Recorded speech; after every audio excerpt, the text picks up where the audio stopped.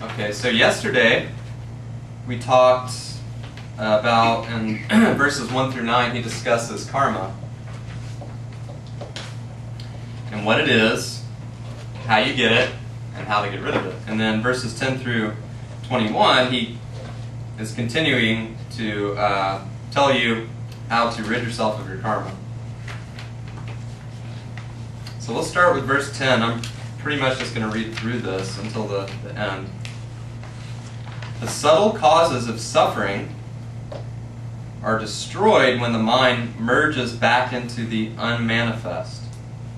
So as your mind reaches a superconscious state of samadhi and merges with the divine, suffering ceases. Because remember, suffering has to take root in something. Okay, pure consciousness, there's nothing for that karma to take root in and grow in. So it dies. The gross effects of suffering are discarded through meditation. How many times has he mentioned that now in the Sutras? Like 5, probably. The impressions of past action, samskaras, stored deep in the mind, are the seeds of desire. They ripen into action in seen and unseen ways. If not in this life, then in a future one. So making reference to reincarnation here again, saying essentially that if you don't burn off all your karma in this life, you come back again and again and again until you do burn it off, until you wake up. Then you stop coming back.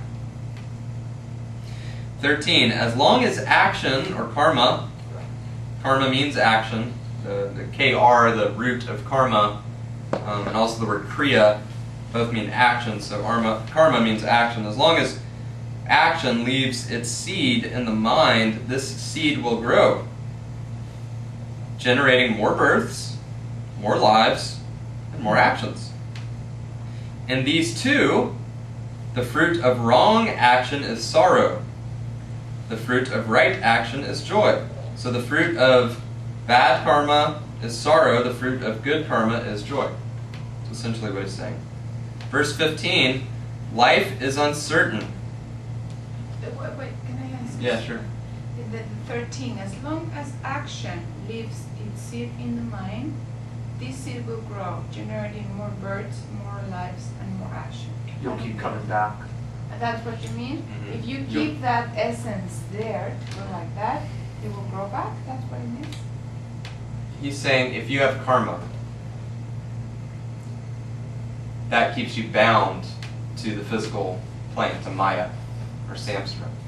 So that if you have karma and you still have attachments, aversions, ego, fear of death, all that stuff we discussed yesterday, you have to keep coming back here over and over until you can transcend all of those things. So that's what he's saying. Until you get rid of that stuff, it leaves its seed in your mind. Those samskaras, those karmic seeds we talked about, and they continue to grow. If you keep feeding them, they'll grow. So the idea is to stop feeding them through meditation, through superconsciousness. Through superconsciousness, you stop feeding all those samskaras and all those karmic seeds, and they can't grow. Mm-hmm. When you're in samadhi or you're in superconsciousness, essentially during that moment or whatever, you don't really have karma, because it has nowhere to root. When you come back out of samadhi, then you have your karma again. Does that make sense? So the more you stay in superconsciousness, the more you stay in samadhi and detached, the less karma affects you, the less these actions occur, and you don't have to keep coming back. And you said this before, but I want to just go back there. If it's okay. When you're in samadhi, it's not that it has to be in a meditation post. You can then bring to your everyday samadhi. That's right. So you take that super conscious state, and you bring it into your everyday life, which is hard to do sometimes. Like we talked about, you'll meditate, you're feeling really good, and then 5 minutes after you get done, something happens, and you're out of it, right?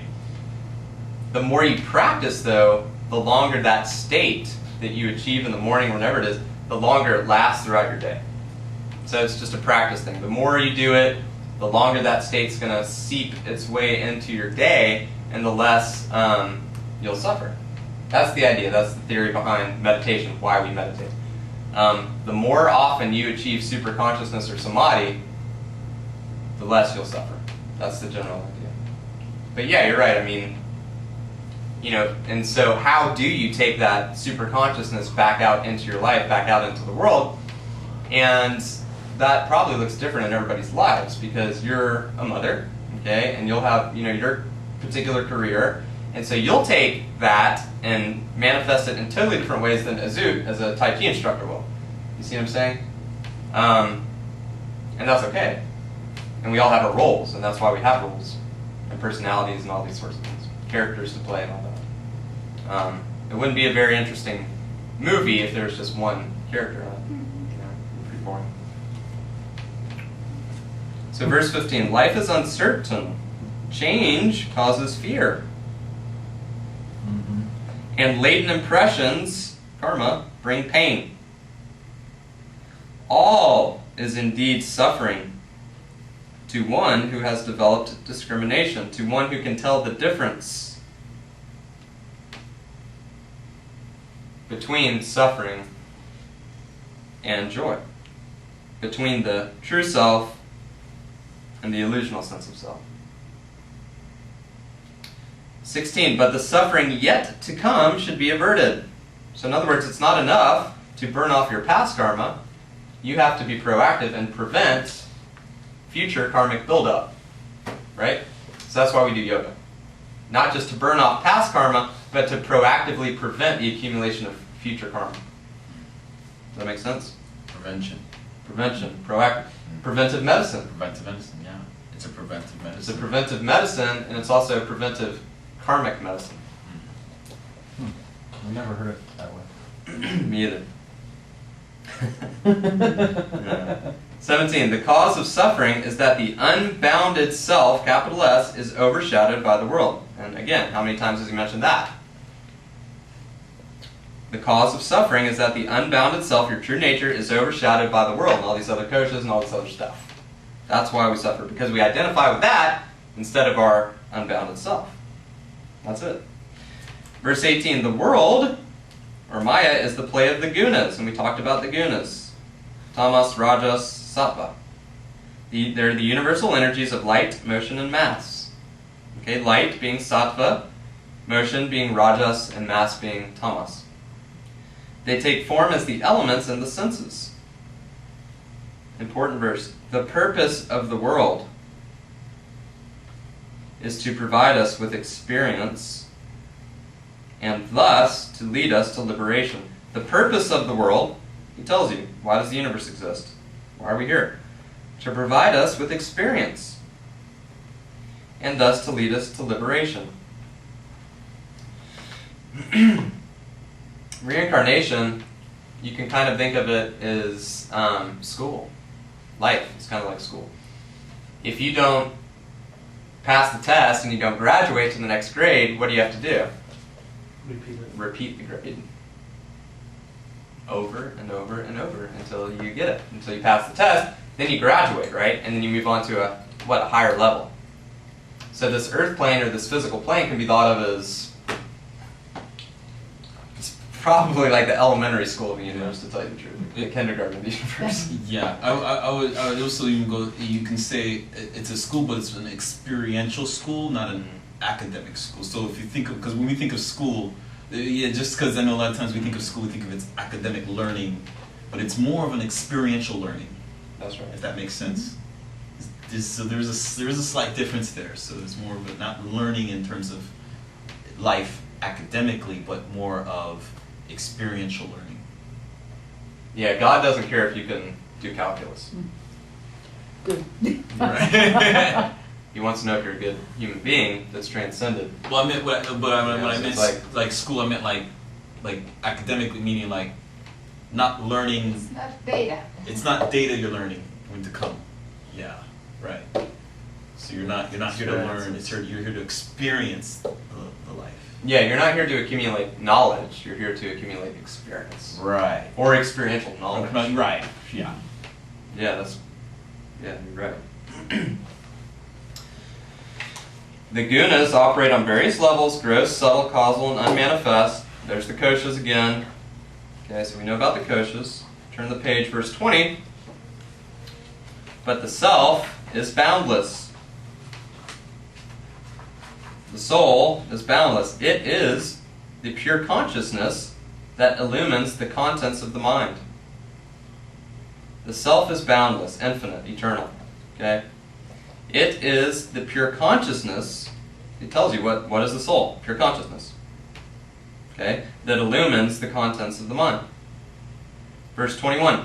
It is only for the sake of the self that the world exists. He essentially already said that in verse 18. He's repeating it to emphasize it. It is only for the sake of the self that the world exists.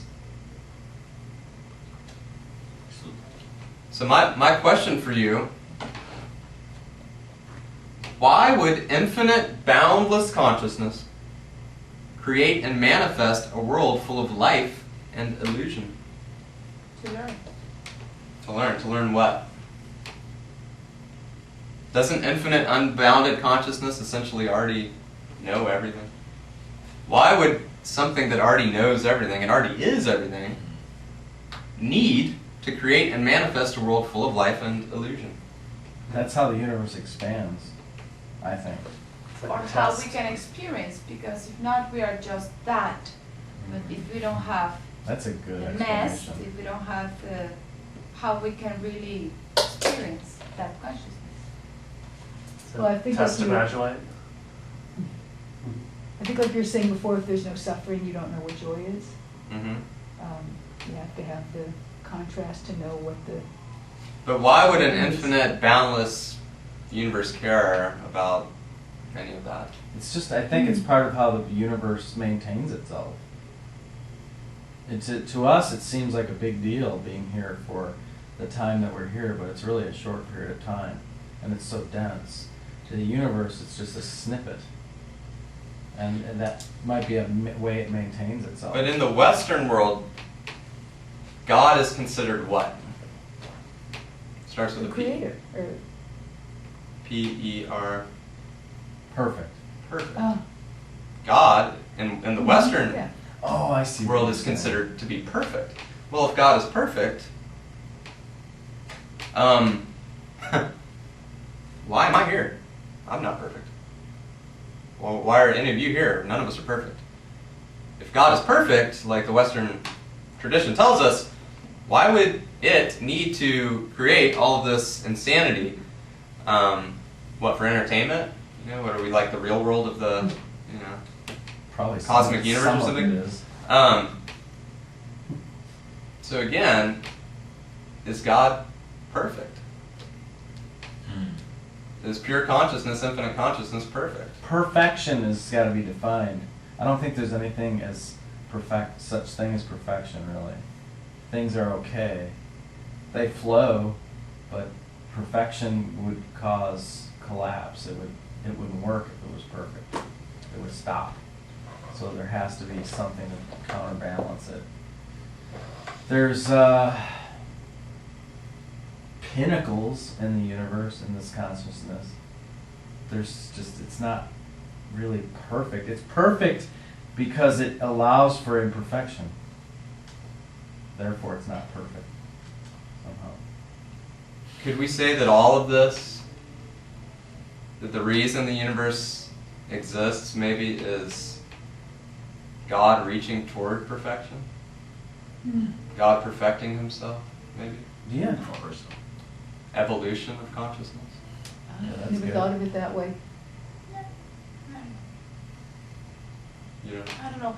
What I think it's more I think we have freedom in this game, which is this universe.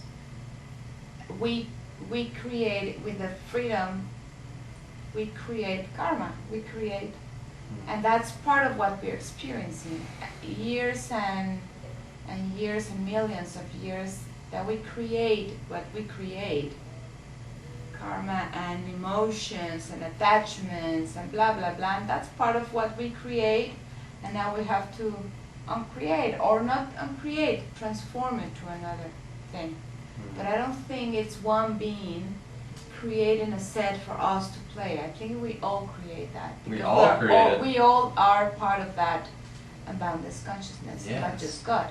So we all create these things. Now we see it like a trap, like somebody else did it for us, but I think we all did it. It's all your fault. It's all our responsibility. It's all my fault. We all did it That's right. as part of millions. But it's also all one. So like when like you just said God and us. We are God. Right. So And we're not perfect. So I it's don't actually agree. all. I don't agree. More than I don't agree. I haven't Well, I mean, yeah. get it's- completely the concept that Of we are that we Oh, are God. one. Yeah. We went Yeah, that. sure. Sure. I still have the feeling that we have the same essence Mhm, in terms of full, free, full consciousness beings. That we completely agree. But I don't believe I still don't get the concept. It's not that I don't believe it. I still don't get the concept that we are all exactly the same. But I do believe we are as creators as even God, because we are created by Him. So, but we can create good and we can create bad, and that's part of what we are experiencing in this universe. That's what I think. Right. And we have free will. And we have free will, and you too. So that's why we all did it. Not because we all did it because we are exactly the same for me. Right. Because we all can create and we all create, and we are part of this game together. That's right. We co-create our reality, Exactly. and we are consciousness. Exactly. That's why So- that's why this is a sutras discussion Right. It's an question. interesting Because one. it's a discussion, and no one's wrong or right here. We're all like discussing and sharing. So this is good. This is good because it really, I mean, we don't know the 100% the true answer. Of what, we're just going from the philosophy of what the sutras say. But yes, this is something that we, strive to find within and find what's our truth. You know. But I don't think God came and created this. I think we did it. God gave us the possibility of create. That's what He gave us, that possibility of create, and we create this universe, not Him.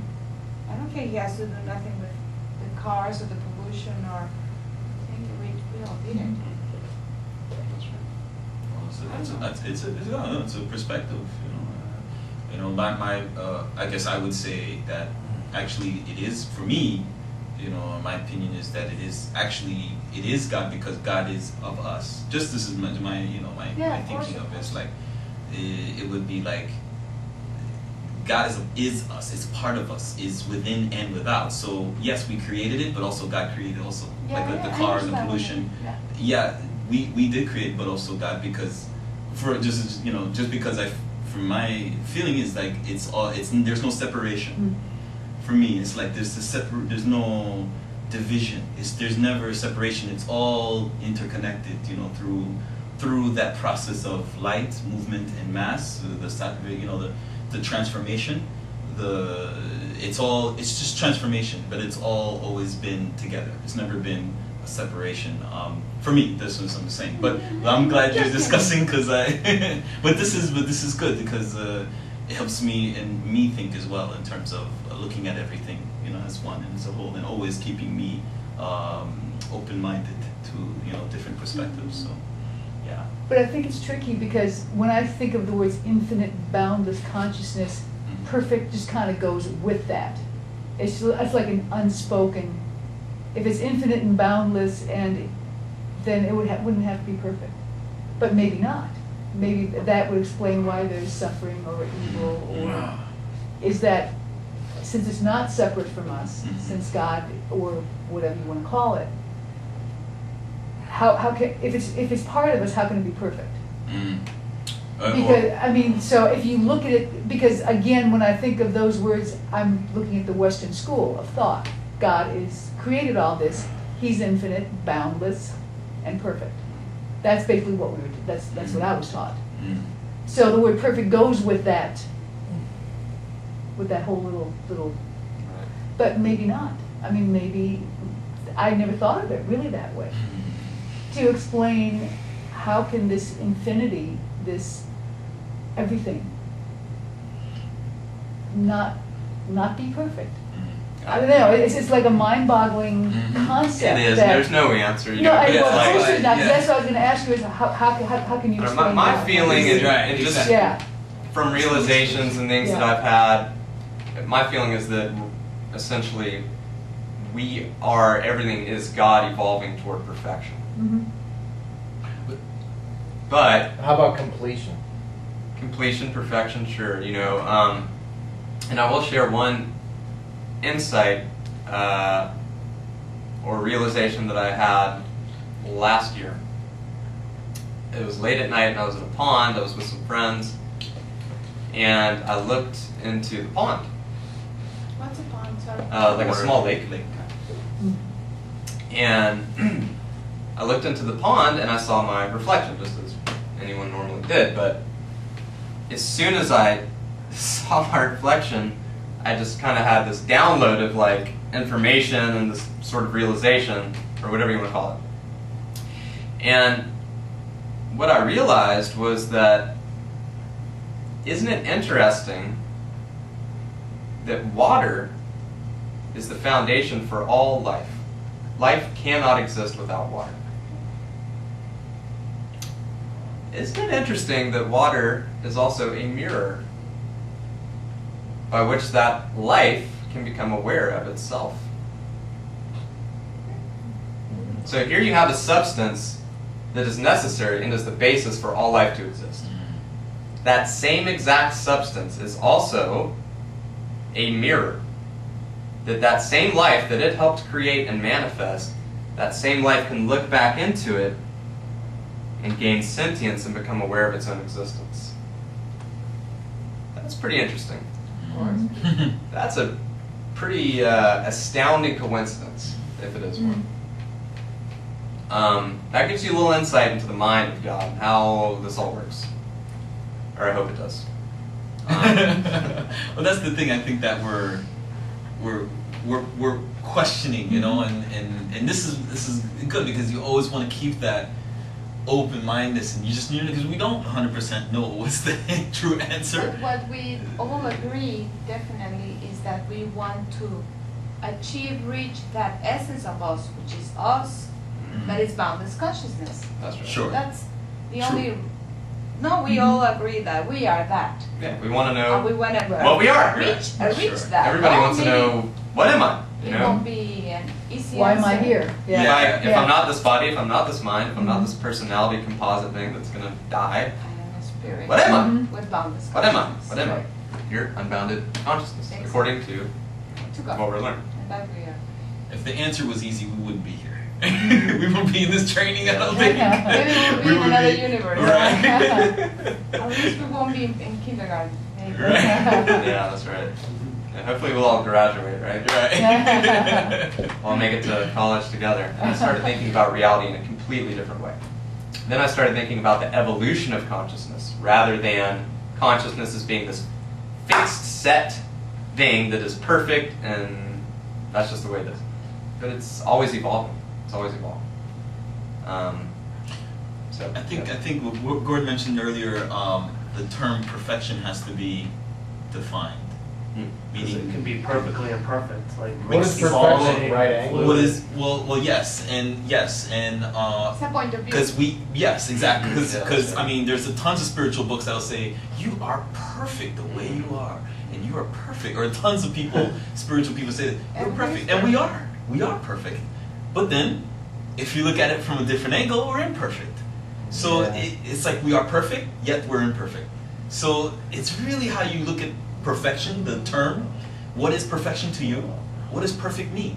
If you look at a snowflake actually has a very perfect symmetrical line. That's a perfect snowflake. Actually, snowflakes are perfect in that nature. So perfection, if you're looking at a perfect circle that's been drawn, no one can draw a perfect circle, I don't think, in this world, at least as far as we know. So if someone, what is the perfect? Is the circle that they drew perfect? Or if you zoom in 100 times, is it really perfect? It might be a tiny little edge that comes out. So is there imperfection? So again, what is perfection? So I think we would I have don't know. hours on that, but have no idea. So this is again, discussional, things we need to. But we should always be reaching towards that. Yes. I think that's what God wants us to do. So, yeah. Namaste. Namaste.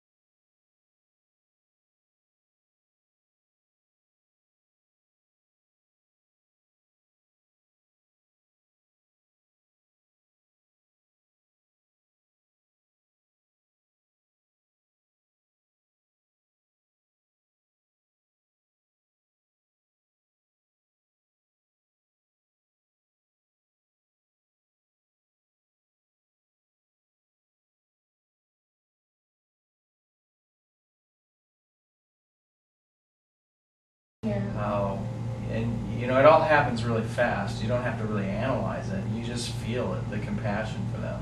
But you don't own their problems. You might say a word of encouragement to them, but you don't take on their negativity. You have to put up you have to have a boundary there too. But there is that compassion where it doesn't make you angry. It doesn't make you frustrated because they're not getting it, or because they live this way, or they talk negatively about something. That's what I notice is happening to me. Cool. Awesome. Well, let's circle up.